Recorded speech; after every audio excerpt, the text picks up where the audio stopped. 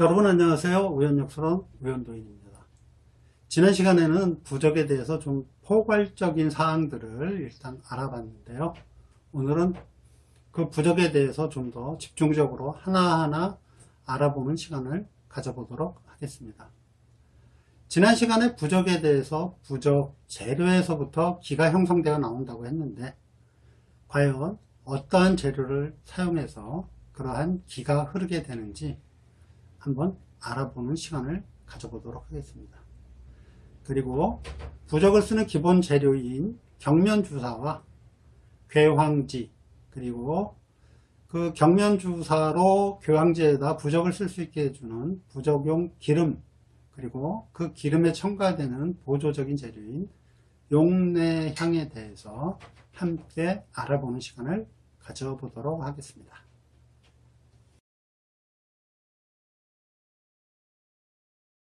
부적을 쓰는 기본적인 재료에는 괴황제라는 종이와 경면주사, 그리고 경면주사로 부적을 쓰게 해주는 부적용 기름과 그 기름에 첨가되는 보조적인 재료인 용내향이 들어간다고 말씀을 드렸습니다.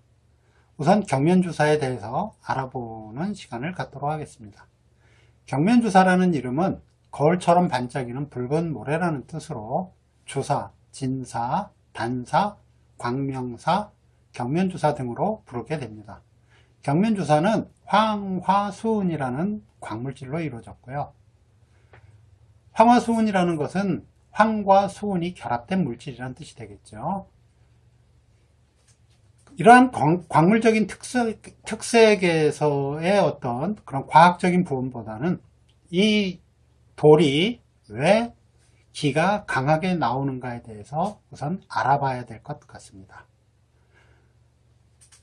경면주사는 일단 수은이라는 금속과 황이라는 성질의 물질이 결합이 된 것이고요. 수은은 금속이면서도 액체 상태로 유지되는 매우 특이한 물질입니다.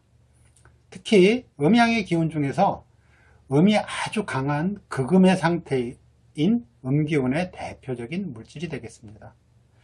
이에 반해서 유황은 양의 물체 중에서도 극양의 물체로 양의 기운의 대표적인 물질이 되겠습니다. 과거에 중국에서 화약을 만들 때 사용됐던 주 원료가 바로 이 유황이 되겠습니다.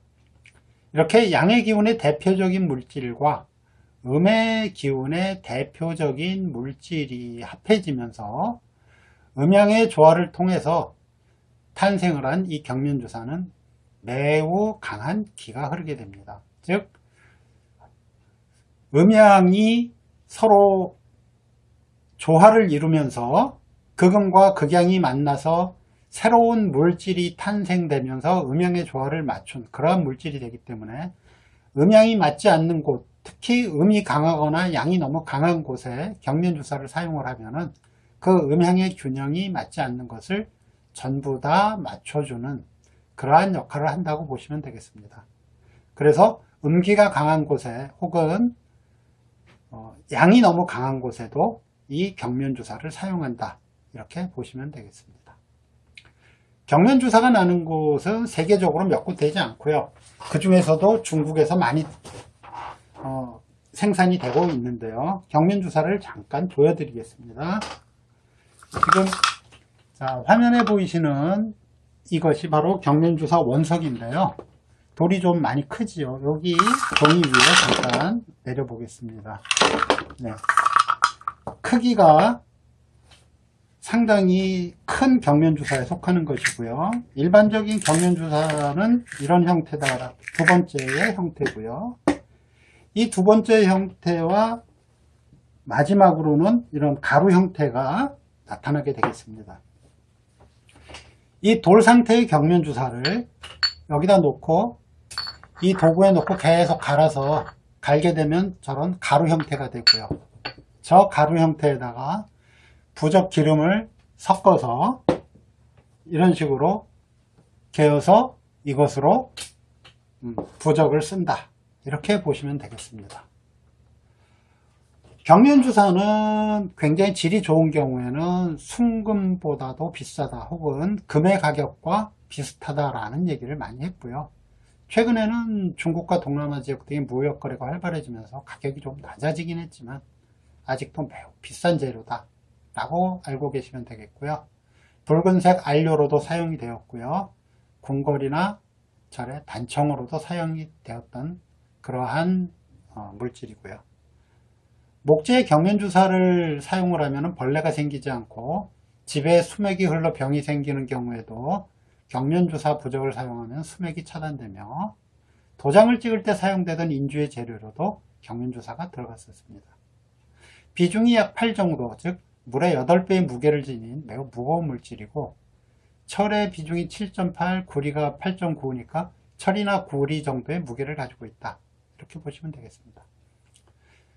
다시 한번 말씀드리면 경면주사는 음양의 조화를 통해서 탄생한 매우 기가 강하게 흐르는 물질이며 음양의 균형이 무너진 것에 의해 발생되는 질병 혹은 음양의 조화가 맞지 않아서 음기가 강해진 곳에 많이 사용을 하게 됩니다.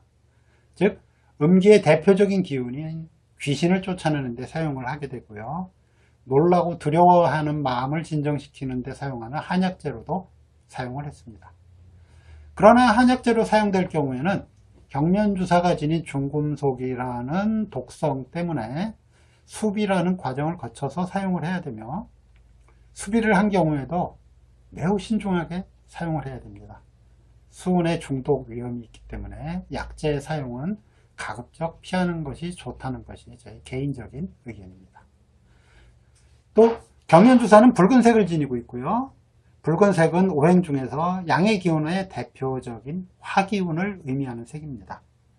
그러므로 해서 강력한 양의 기운을 통해서 음기나 잡귀 혹은 수맥 등을 막아주는 그러한 효능을 지닌 것이 바로 경면주사다. 이렇게 알고 계시면 되겠습니다. 지금까지 경면주사에 대해 말씀을 드렸고요. 그리고 다음에는 괴황지에 대해서 알아보는 시간을 갖도록 하겠습니다.